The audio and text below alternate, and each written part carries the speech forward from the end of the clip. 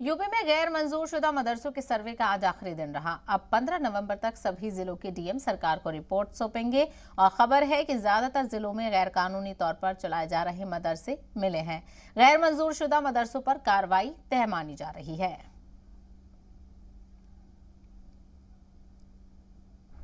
देखिए, उत्तर प्रदेश में योगी सरकार मदरसे में जो पढ़ने वाले नौजवान मुस्लिम छात्र हैं उनके तरक्की के लिए लगातार सकारात्मक कदम उठा रही है।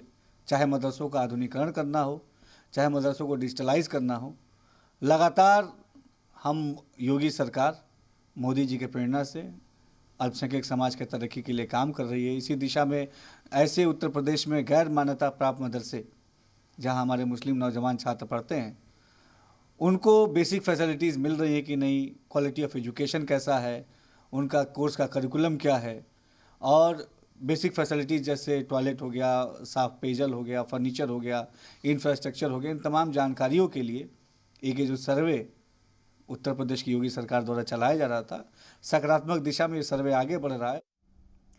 इसके अलावा यूपी के अगलती वजीर दानिश आजाद ने पीएम मोदी के अयोध्या दौरे को लेकर भी जानकारी दी। उन्होंने कहा कि पीएम के दौरे को लेकर तैयारियां जोरों शोरों से जारी हैं। दीपावली हमारे देश में और पूरी दुनिया में ही पूरे भव्यता के साथ मनाई जाती है। नरेंद्र मोदी जी भी दीपावली के अवसर पर अयोध्या जाएंगे और वहाँ पे एक देव दीपावली का आयोजन हो रहा है उत्तर प्रदेश सरकार की योगी सरकार द्वारा।